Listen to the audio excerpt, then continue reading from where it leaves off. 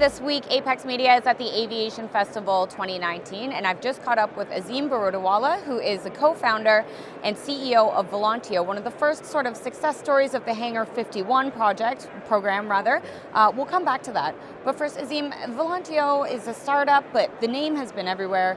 You guys are doing really well. Can you tell me why you guys started this company? Was it to fill a gap? Yeah, absolutely. In fact, it wasn't even really our idea. I was having breakfast with Kevin Gurr, who's now the VP of Pricing and Revenue Management at Alaska Airlines, and he was the one who actually suggested to us that this potential idea existed. So I have to give all the credit to him. And we, as technologists, really heard about a need in the marketplace and thought about the fact that it was something that spoke to us and that we should probably try to solve that problem. Okay, and what was that need specifically? Two things really. One, I'm sure many folks understand the pain of going to an airport and finding out at the last minute that an airline is looking for volunteers to move to another flight. So one of the things that was suggested to us was, hey, can we improve that? What if we can get people earlier? What if we can get them even before they leave their house and make them offers to move to other flights? That would improve the operation of the airline, reducing their costs. It would enable them to continue to oversell, which is good for revenue, and it would be great for passengers. And that was really kind of the genesis of how we got started. And then since then, we've deployed other use cases that have also been really valuable. And we're talking about how it makes it better for passengers, but How are you incentivizing passengers to sort of take up this offer? It's a really awesome question. I'm glad you asked it. So we do a lot of different things. We originally started out by just offering vouchers on other flights. Then we started offering upgrades. Now upgrades, everybody loves an upgrade. I can't tell you, people will move a day or 2 days to fly in business class, and It's been awesome. We do frequent flyer points. We can offer like a stopover in certain cases. It's been great. So a lot of different things can be done.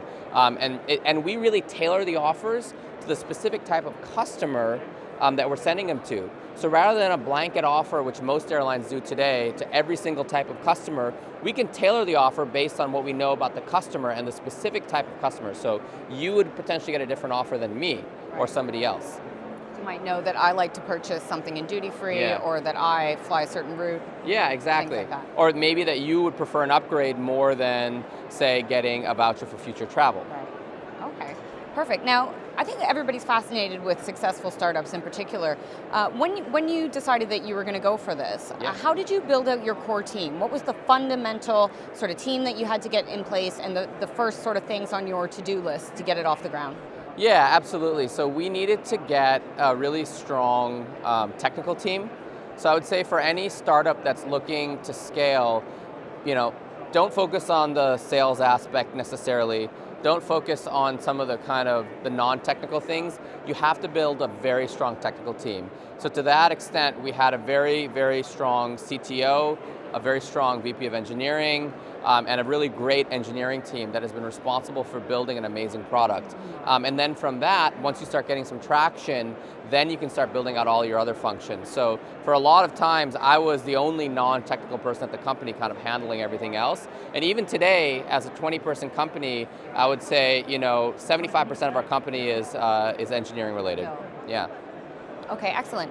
And now going back to the Hangar 51 program, how did you get involved in that? What did it bring to your team, to your company, and what have you done on the back of that? Absolutely. It's funny you asked that question. It all started here, in fact, 2 years ago at the Aviation Festival.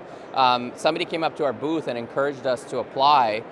We were much smaller then, and I actually didn't want to apply because I was too tired, actually. After these days, they're so busy, and at the end of the day, I was like, I really don't want to do this application.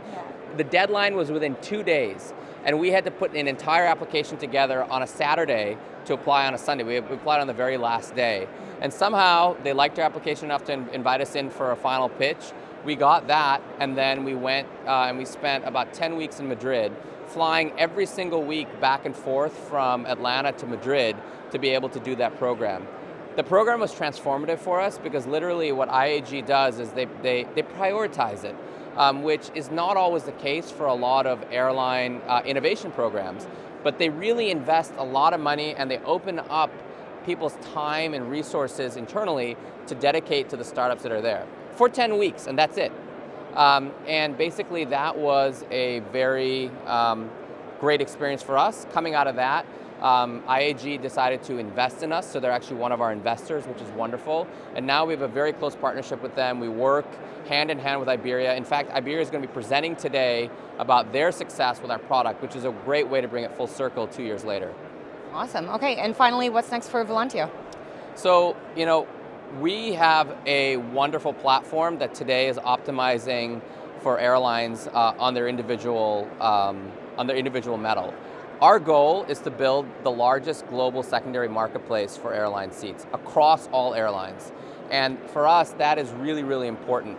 So imagine now that two airlines fly the same route. One airline has a bit of extra capacity. The other one doesn't have, has a bit of extra demand. And they're looking for ways to effectively trade between the two of them. Now, they may not even have a code share agreement, but using our platform, the airline that has extra space can monetize it, and the airline that has extra demand can address that need. Mm-hmm. That is where we're going as an industry. That's going to raise load factors. It's going to raise seat revenue, and it's going to create a much more sustainable industry overall for the future. Very, very clever. Well, we at APEX Media will be sure to watch this space. Thank you so much for your time. Thank you so much. I appreciate it. Thank you. From Aviation Festival 2019, I'm Maryann Simson.